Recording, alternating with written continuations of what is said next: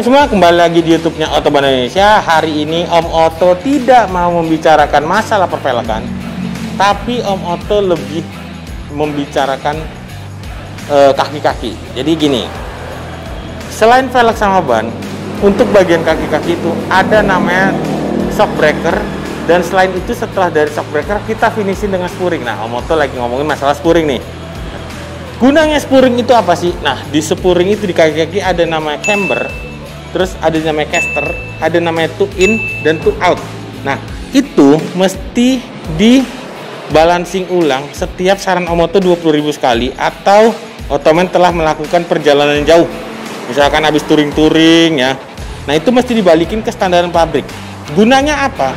Membuat mobil lebih stabil dan mengurangi tingkat kausan dari ban. Nah, kalau misalkan juga spuringnya sudah berubah, otomatis juga mobil yang Otomen bawa itu pasti jadi nggak enak. Om Oto yakin, karena Om Oto udah pernah eksperimen. Apalagi kalau misalkan Otomen yang kerjaannya ganti velg, terus naik turunin mobil, maksudnya pakai itu ya, pakai per ya, diganti shock, itu udah pasti mutlak mesti Otomen spuring. Jadi contohnya seperti ini. Yang kita gunakan itu adalah spuring 3-way. Jadi ini alatnya. Kalau dulu yang zaman dulu dia masih pakai kabel. Nah, ini dia udah pakai sensor infrared dan ini 3D. Nah, ini alat yang buat nangkep sensor ke bagian alatnya. Itu. Jadi yang dibutuhkan di spuring itu dari setelan yang berubah disesuaikan dengan standaran pabrik, karena dari hardware dari spuring ini sudah ada data tentang mobil. Jadi nanti dimasukin dulu mobilnya jenisnya apa, tahun pembuatan berapa, karena tidak bisa sembarangan, kecuali Otomen sudah melakukan custom kaki-kaki yang lumayan ekstrim. Misal cambernya depan minta bikin min 4, belakang min 7, atau offsetnya sudah dimainin seperti apa. Nah, itu perlu treatment khusus. Tapi Om Oto di sini ngomongin yang masalah standar. Jadi semuanya itu di kaki-kaki itu dibawa dengan bawaan pabrik dari mobil tersebut. Nah, ini jadi buat menangkap sinyal dari komputer, dan itu alatnya, dan di tengah itu ada komputer yang buat nyeting. Karena ini posisinya tidak dinaikin, jadi komputer buat ngelihat sudut-sudutnya itu ada posisinya di sebelah bawah. Nah, teman, ada beberapa ciri yang harus kalian ketahui apakah harus spuring atau belum. Yang pertama, gejala ban sudah mulai tidak merata. Itu biasa gara-gara camber ya, Otomen ya. Jadi kalau misalkan camber, posisinya itu bannya itu dia miring. Entah itu cambernya min atau itu cambernya plus.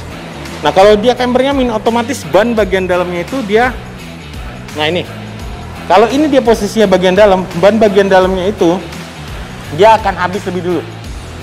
Nah, ini mesti dicek juga. Tapi biasanya sebelum melakukan spuring, Otomen mesti lihat dulu apakah terotnya dia masih bagus, apakah ball jointnya dia masih bagus, karena itu dia saling berpengaruh.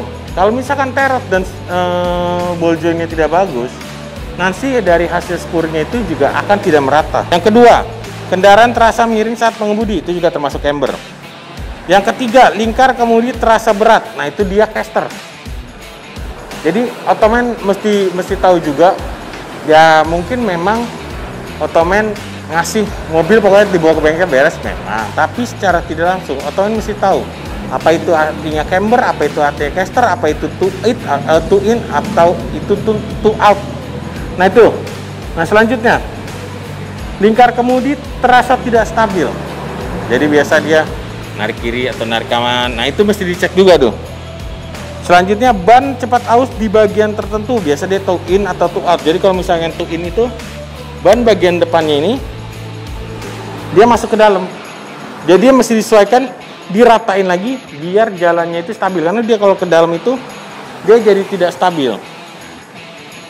Nah, yang terakhir, lingkar kemudi tidak kembali ke posisi normal. Nah, itu juga termasuk dari toe in atau toe out.